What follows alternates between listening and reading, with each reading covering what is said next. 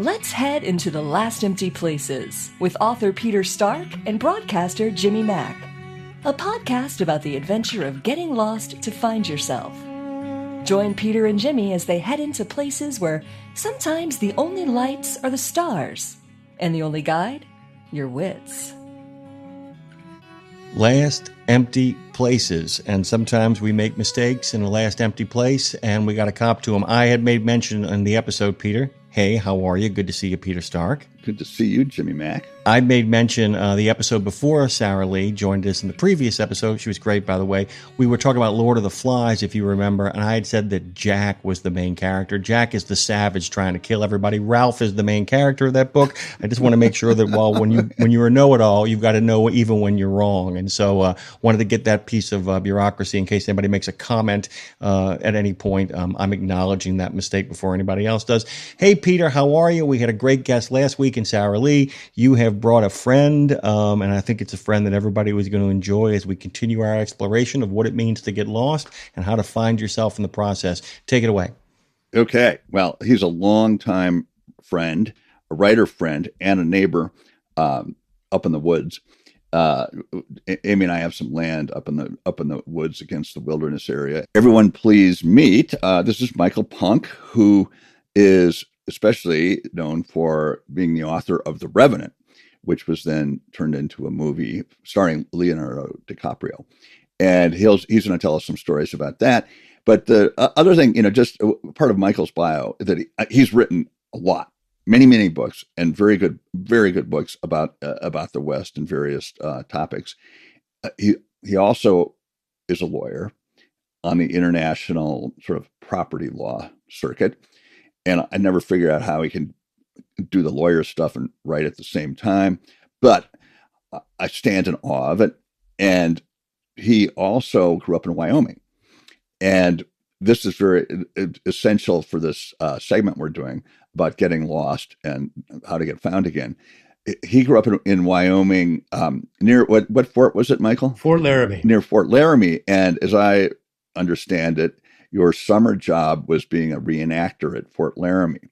So he knows mountain man stuff cold and has a lot of stories about that, about mountain men. And so that's part of what we're talking about are these today,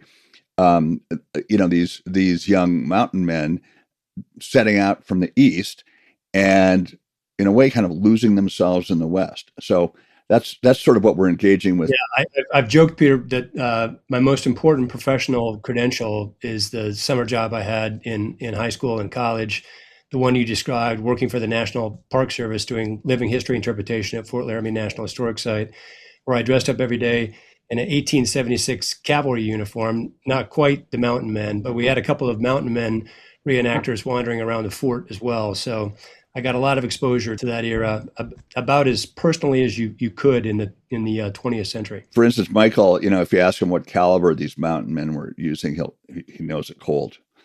And in fact, he can show it to you. The one that I brought today is the one that I built when I was 14 years old. This is of course a Hawken, and it is 50 caliber, which is roundabout where most of those rifles were, plus or minus. For the mountain men rifles. For the mountain men era, sure. I wanted to also really quickly let people know, I didn't realize something, and now I put it together. I'm like, I know the name along with the Revenant, and then I realized you're the author of Fire and Brimstone. Right. And I didn't realize that, and now I've done the math on that, and I realized that I love that book. So it's great to have you. That's actually where I met Peter. I grew up in Wyoming, lived out east, working as a lawyer for a number of years, wrote The Revenant while I was out there, and then used that as a way to come back to Montana, come back to the West. And when I got out here, I was looking to go write a book that the research I could drive to. And I kind of came across Butte, as you do when you read any Montana history. And I also learned that there was a guy in Missoula named Peter Stark who had written a bunch of nonfiction works. And I hadn't written nonfiction before, and asked Peter if he would go to lunch to talk to me about writing nonfiction, as I was doing the research for Fire and Brimstone. So that's Fire and Brimstone kind of brings Peter and me together as well. Exactly. Yeah. And I think I read the manuscript. I read it while in manuscript. And I remember saying, oh, this is really good. And it is. It's don't want to spoil the plot line, but it's about a mine fire in the very deep copper mines in Butte is it the 1920s that we're talking about? Yeah, 1917. 1917, and there's labor unrest going on. There's underground violence going on. There's all sorts of crazy stuff going on in the mining camp, the city, up in the surface. So it's literally a multi-dimensional story, multi-layered story. Oh, it's great. It's great. And like I said, if I mean, that's the other thing. I'm not sorry to bring it up, but it's a conversation worthy of its own conversation. The other thing, though, I kind of realized, now knowing that you're an attorney, I'm sorry. My father is one as well. And so we understand that life a little bit around here.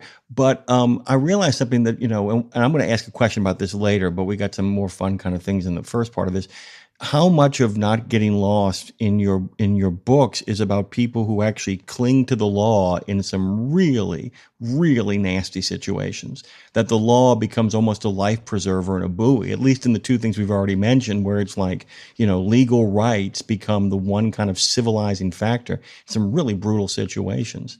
So it makes kind of sense, doesn't it? Yeah. And I think, look, you write the story that you can tell because of kind of whatever your experiences were. And one of the experiences that I was having when I was writing The Revenant, working in the job that I hated the most of any job I've had in my 61 years, and that was working as a lawyer in a law firm. If I could write a book, I could live anywhere I wanted to, and where I wanted to live was out west again. And so I started writing The Revenant.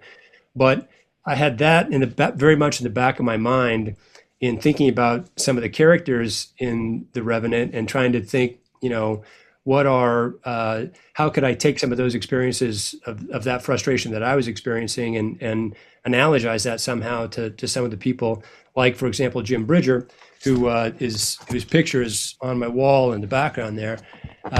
Jim Bridger was orphaned as a boy, and he ends up running a ferry on the Missouri River, taking people back and forth across the Missouri River. And I imagined him and the frustration that must have been for him, hearing the stories from the trappers coming down the Missouri River, being aware of this whole world that was up this river, but his piece of it was simply going back and forth every day on this ferry, and how much that must have driven him crazy, being the person that he was. Now, being a lawyer in a law firm in Washington, D.C. is not exactly the same thing, but it did give me a bit of a taste of being stuck in a frustrating job. Or going back and forth against an adverse current day after day. Well, and it goes back to, one of my favorite lines from anything in John Dos Passos's USA trilogy. He talks in the beginning about the young man who dreams of distant trains. And it's one of those things, too. It's like whether you're stuck in an office looking out of a window and what's interesting about both situations, what they do have in common is if you're stuck in an office in Washington, D.C., longing for the larger world, or if you're on a ferry crossing inside of they're both right in the middle of the action, and yet you are trapped into not participating in them. So that you see this big wide world around you where there's plenty of exciting stuff going on. One of it's political and the other which is just the wilderness and its exploration. I mean, the ants in your pants must be like extraordinary by that point. So, I mean, there's a real connection, right? Well, and one of the things that is always that I love so much about the West today, but particularly when you think about it in historical terms, is I think it's very hard for a person today to imagine what it even means to have an area of land that is unknown to your civilization, largely unknown to your civilization, kind of an open continent. And obviously there had been Native Americans there for a long time, but in terms of European Americans in the East, there's just this vast territory that is completely unknown.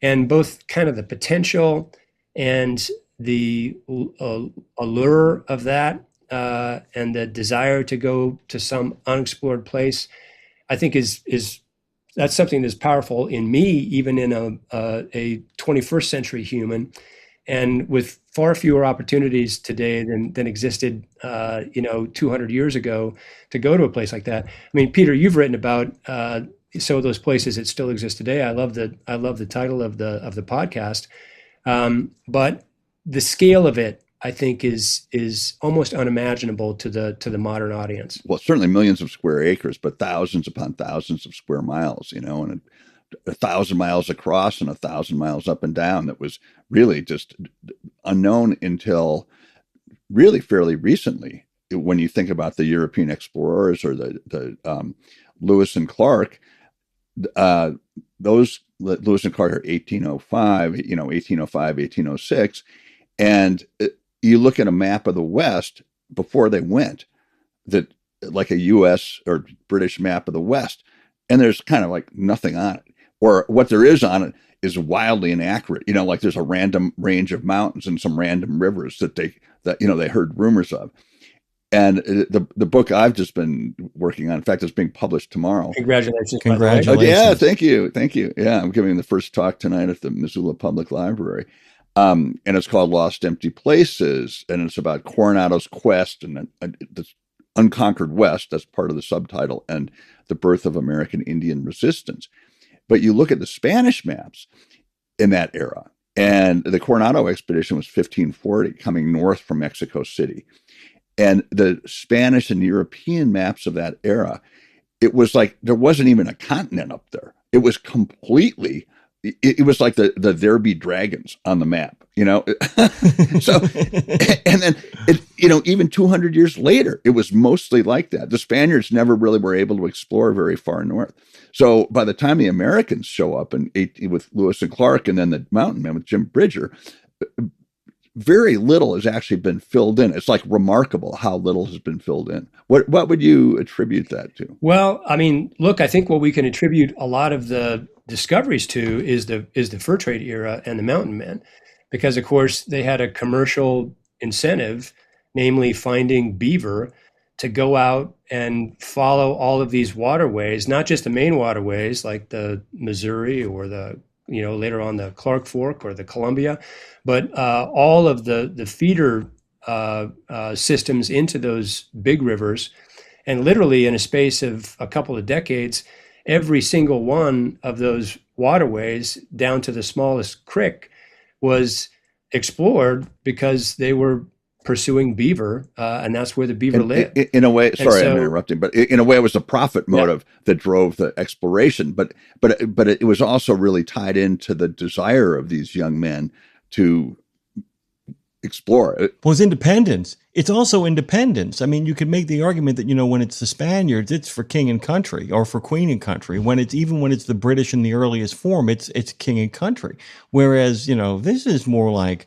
It's the early prototype of Go West, young man. So it's like, I'm going to make my fortune, which I think gives these folks and these fellas, even with Lewis and Clark, there's a certain independence of movement, as it were. You can call an audible in ways. It's like, just you and one other guy, or just you and 3 or 4 people is a very different animal than I got this retinue, I got to train, I got to make sure the reports get back, I got to make sure I keep the men in line, people are expecting bonuses, and there's gold anticipation, as opposed to, let's just go find out what's out there. One of my favorite stories from that era about the Rocky Mountain Fur Company, which is the one of the first fur companies that was formed and went out to pursue the beaver trade in the American West, is the leader of that company, Andrew Henry, dispatches 2 different groups in 1823. And one of them he sends out along to pursue up the Missouri River. And the other one he tells to sort of go up the Platte. And their plan is to go out and trap over the winter and then meet in the summer somewhere in between. And that somewhere in between is not specified, because nowhere in between is, like we'll meet out in the middle of the ocean somewhere. but literally they just figure, like the audacity and the moxie of that they would send one group of 50 men up the Missouri and one group of 50 men up the Platte, and the next summer they'll meet someplace in the middle in what is today half of Wyoming and half of Montana. And by the way, they did it and it worked. And it's just the audacity and the vision of that is stunning. And the skills of these guys, when you think about it, so that we're talking about getting lost and and getting found again, and that transformative experience, that a lot of them started with very little experience at all in what we call a wilderness setting. I mean, of course, there were tribes all over, but that some had no experience at all, and they learned it the hard way on their first expeditions. And then other of these guys were like Virginia backwoods guys. And so it was their nature. They grew up with this sense of wildness and freedom, and going over the Appalachians to Kentucky with their families as young as boys. And then as settlement pushed from the East Coast into the Ohio Valley and into Kentucky, these guys, I mean, Daniel Boone being one of the classic examples, were saying, this is getting too close. There's no, where's the adrenaline rush of living in a village? And so off they go to the west. There's a great story about Daniel Boone knowing it was time to move when he could hear his neighbor's dog bark. Yeah. And again, I love that notion of a country where there's so much frontier that you have that potential. So I have my first real genuine question about the project that we're engaged in on Last Empty Places, about getting lost. And this seems applicable to both Peter's story, the book that's coming out, but it seems even more applicable when we talk about mountain men, fur trappers, traders, and the Revenant, of course. We've never really kind of dug into the idea of what happens when either when some physical ailment, whether it is injury or sickness, actually contributes to being lost. In the sense that if you twist an ankle, break a leg, separate your shoulder, that there are certain trails and patterns of return that aren't available to you. And because you snapped your leg or because you twisted your ankle, you're not taking the high ground. It's how you got there, though. And so you're on your way back. And so I just kind of wanted to talk about that from both of your perspectives, because you both in a lot of your work talk about how the physical ailments actually have a deep impact on being on the journey and being lost. But from your own experience either, I guess we can start with you, Peter. You ever gotten lost because you weren't feeling well? I can think of sometimes I got really sick in Western Africa, Eastern Africa, on the Lugenda River, various places. And what strikes me, I haven't been, like out by myself in the wilderness and become really sick and not been able, struggle to get back. I have been with other people and got really sick and, had help getting back, most notably on the Lugenda River. And what strikes me is, whether you're with a group or especially if you're alone, if you get sick or you get injured, you're so much more vulnerable in the wilderness than you are when you're healthy. And that vulnerability becomes apparent so quickly because you're essentially not able to function as a living, healthy human being. And yet it's required to function as a living, healthy human being to survive in the wilderness. So it exposes these vulnerabilities that you might not otherwise be so aware of. You cease to be a contributor, as it were. That people have to do two jobs now, not only get where they're supposed to go, but make sure you get there as well. And it puts you in a really kind of awkward situation. I mean, I don't know how many big explorations in the early colonial period of the continent came to some kind of ugly end because the guy leading it got some form of fever. I mean, and that's the reality of it.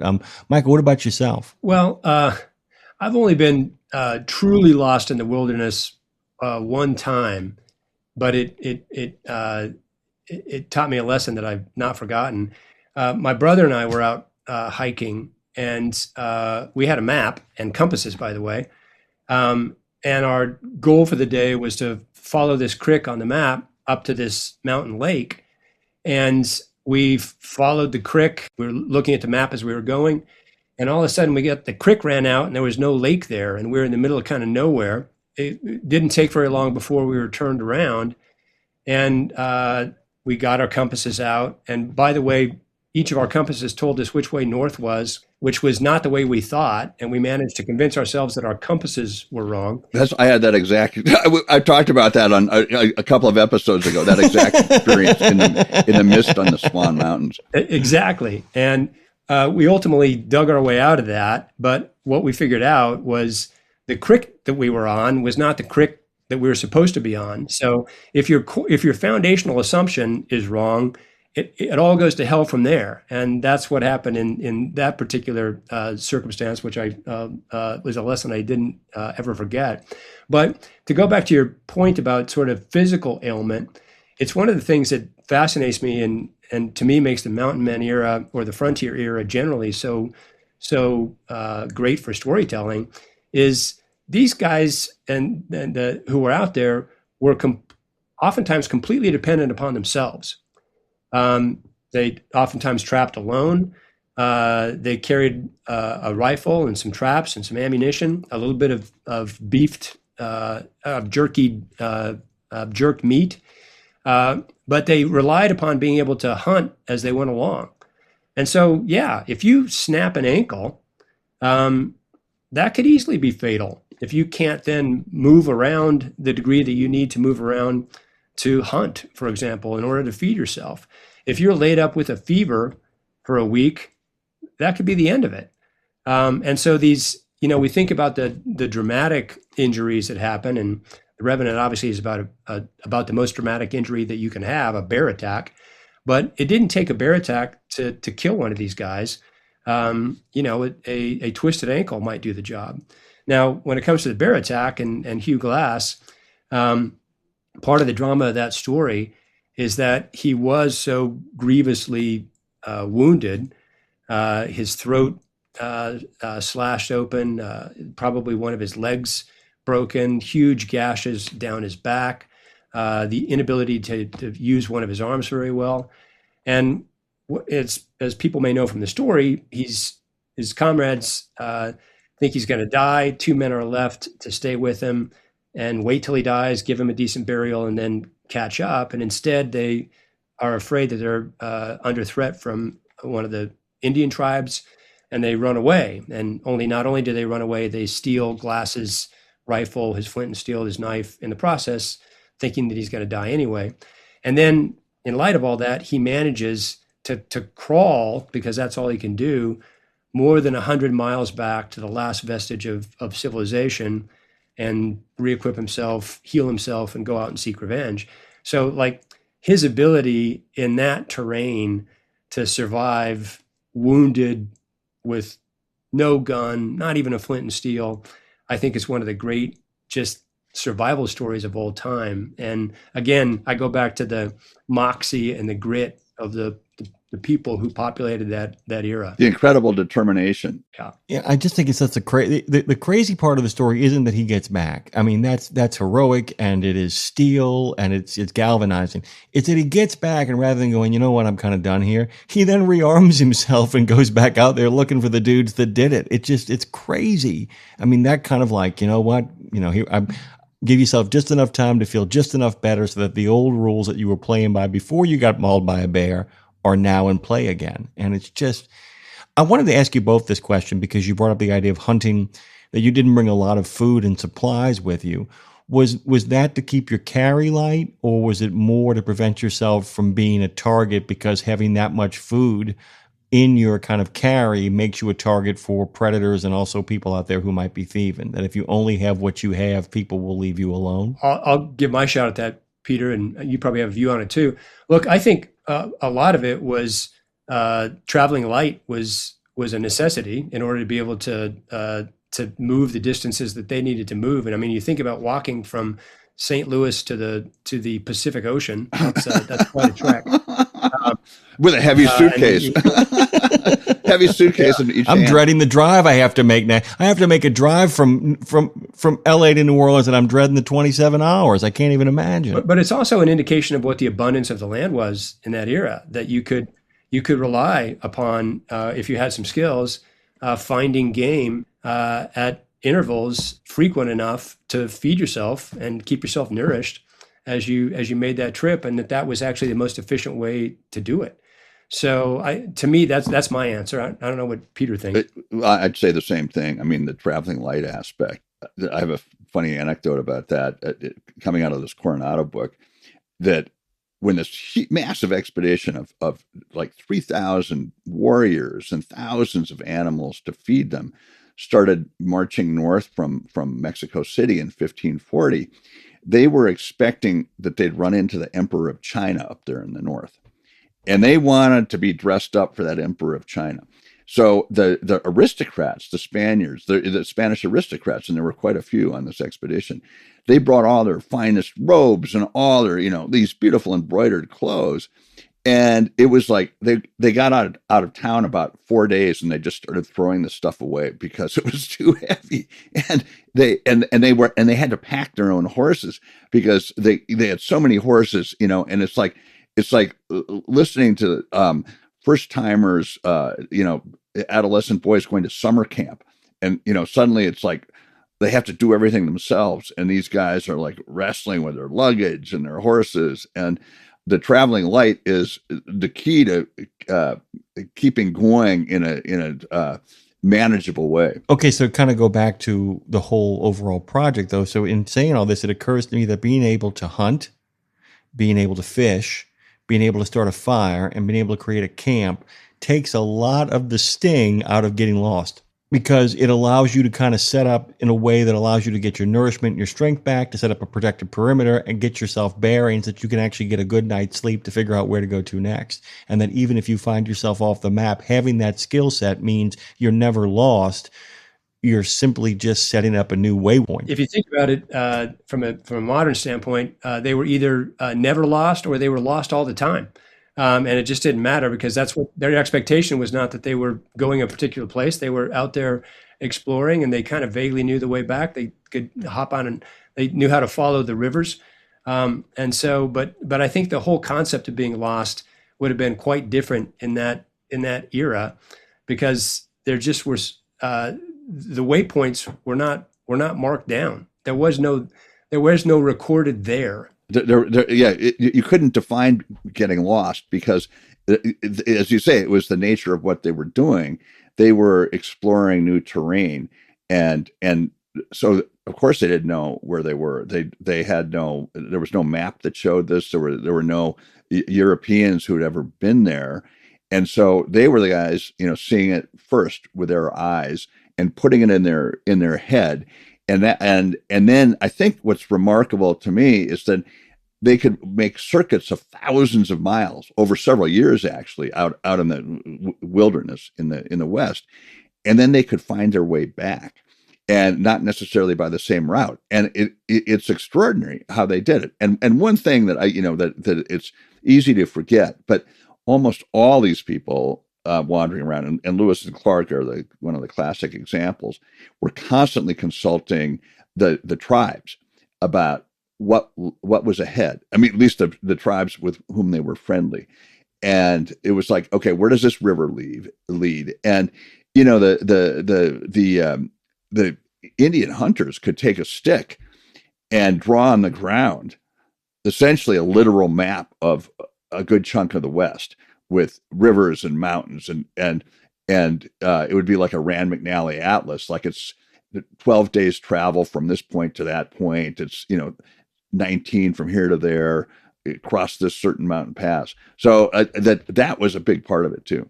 It makes me realize too that in some cases it's less of a search for landmarks, less of a search for destinations, and more of a search for people.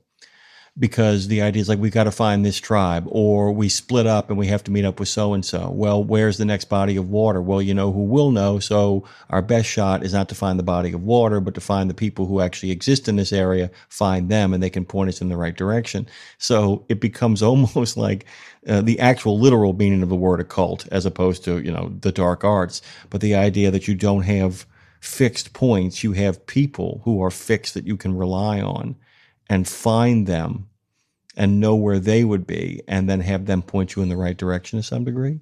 I mean, is that fair? I think it is. And also the willingness to kind of accept that you don't know where you're at exactly, precisely. and the confidence to keep being okay with being it. okay with that, and the confidence to keep going, and the knowledge that you had a set of skills that would allow you to survive until you figured it out in that kind of vast expanse of land. By the way, in many cases, depending on where you're at, with hostile tribes who were trying to kill you at the same time. And you think about some of the mountain men trapping in Blackfoot country, for example. They were under constant threat of being killed by Indians, and so it's a incredible mindset that these people had. One of the things that having read a lot of early exploration, American exploration literature, and especially in the West, the times that I've heard the journal keepers, the mountain men, as like truly desperate, it wasn't being geographically lost. It was being in a place where there was no food and no one to guide them. And so, and they're running out of food. And there's some great journals that from the Astoria expedition, which I wrote about, and on some of the mountain men on the return trip, they're actually Scottish fur traders. They're going over in Wyoming, Michael, you know this like the back of your hand, the region that's now the South Pass, which it was South Pass then. The tribes knew it for thousands of years. But it's like high plains, maybe 8,000 feet. And there wasn't apparently at that point a lot of game there unless you happen to run into a herd of buffalo. And these guys were on foot. And so they're out of food. They don't know where they are. And one of these Scottish guys, the Scottish guys are often well educated, writes in his journal, and he's talking about obviously referring to Americans, this young upstart nation. Well, they think it's a land of liberty, but let's see how free they feel when they're out here with no food. And, it's like, got to eat first. You got to eat first. Yes. Yeah. And it's funny because the other thing that what you're suggesting is that the inability to find food and the idea of being trapped. It almost seems like if you can move, you can live. And it seems like the people get in trouble or in a situation where either the terrain doesn't change for very extended period of times, there is a serious weather condition, they're somehow in a cave trapped by a bear. It doesn't make any difference. But the idea is that when it seems like the movement, regardless of the space you're in, is limited, that's when you're truly in trouble. Because it means that if you can't go anywhere, and that goes back to the sprained ankle or the broken leg, but it also goes into a whiteout. Because we talked about that with the idea of, when people try to walk in a whiteout or any kind of snow situation, they inherently walk in a circle. They can't help themselves. If they can't see where they're going, if they're blindfolded. Michael, I'll give you the copy I have. It's really cool. It's a book. It's like the science of getting lost by, like a scientist who studied like how far a person could walk in a straight line blindfolded. So guess how long that was? 8 seconds. 8 seconds.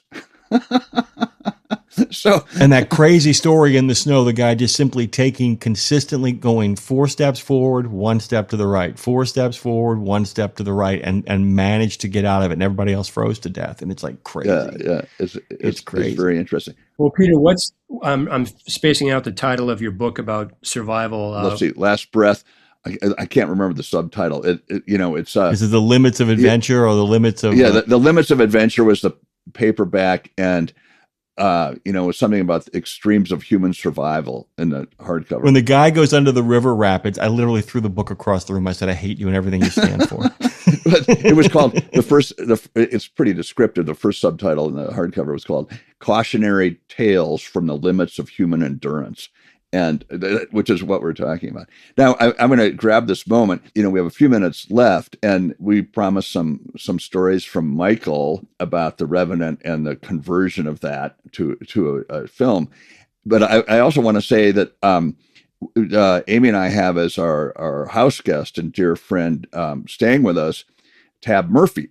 And Tab and our black lab, Maggie, have formed a very deep bond. So he comes here sometimes when we're off on the road, which I am on a book tour, and hangs out with Maggie.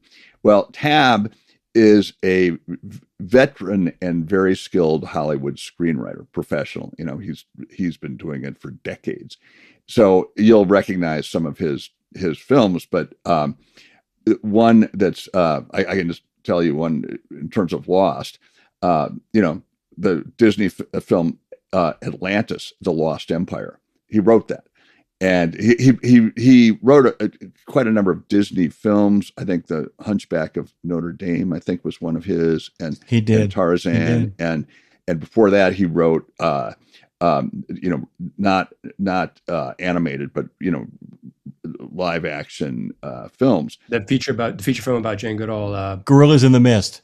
He was nominated for an Academy Award for Gorillas in the Mist, which is a great movie. Best adapted screenplay. And one that he wrote and produced and directed, or I should say wrote and directed on his own, is called The Last of the Dogmen, which came out in the 90s. And he's got some crazy stories about that. He's also extremely knowledgeable about the West, mountain men, the frontier. And so we're hoping that for the next episode, that we'll be able to record an episode with both Michael Punke and Tab Murphy about what it's like to get lost in the wilderness of Hollywood. So as a teaser, Michael, could you tell us, you wrote The Revenant in the late 90s, I think it came out. So it came out in, I sold it in 2001, actually, which I remember because it was right before 9/11. And it was published in 2002. But the story I think you're talking about is I have a very good agent who actually sold the film rights to the Revenant before we sold the book itself. I had no idea how any of this worked. This is, again, 2001, and completely naive about the ways of Hollywood. But early on, so in the fall of 2001, I got this call from some big, to me anyway, movie producer who was clearly like talking to me on an early version of the cell phone as he rode, his convertible through Beverly Hills. And I could barely hear him, but he told me that that they had Michael Mann was going to direct this, and it was going to star Daniel Day-Lewis, and it was going to be huge. And then the phone went click, and that's the last time I ever heard from him again. It did not turn into a film directed by Michael Mann, nor starring Daniel Day-Lewis, and in fact, it wouldn't be a film for about 14 years after that. Were they trying to recapture the old Last of the Mohicans magic? I think they were going for the Last of the Mohicans magic, which would have been an interesting film, by the way. But I went a different direction with Inarritu and DiCaprio. But anyway, that was my initial exposure to promises from Hollywood. Okay, so I'm thinking, Jimmy, let's wrap it up here, and then we hope the next episode will be Tab and Michael together, and I know they'll have some tales to tell. Michael, it's an absolute pleasure to make your acquaintance. I am a big fan. I'm glad I put the dots together about the other book, which I really enjoyed as well. Michael, where can we find you on your socials? Are there places you want to send people to? Sure, I have an Instagram account that's at MWPunke, Punke, and a X account that's MPunke, MPUNKE. We also want to give a big shout out to our good friend Peter. Congratulations again. I feel like it's already out. We've been spending so much time together over the last couple of weeks and months. Oh man, we better really start it. Yeah, I mean, congratulations, my friend. It is a well-deserved honor. And as Michael said, a new book from Peter Stark is always a good time for everybody. Guys, two things. Go buy yourself an actual book and sit down and read it. And number two, go find yourself an adventure. Thank you to Michael. Thank you to Peter. Claire Marie has some stuff for you now. The Last Empty Places is a Planet Clare production and lives at peterstarkauthor.com. Listen on Apple Podcasts, Spotify, and all your favorite platforms. Write to us on the contact page at peterstarkauthor.com. And in the meantime, head on out and find an adventure.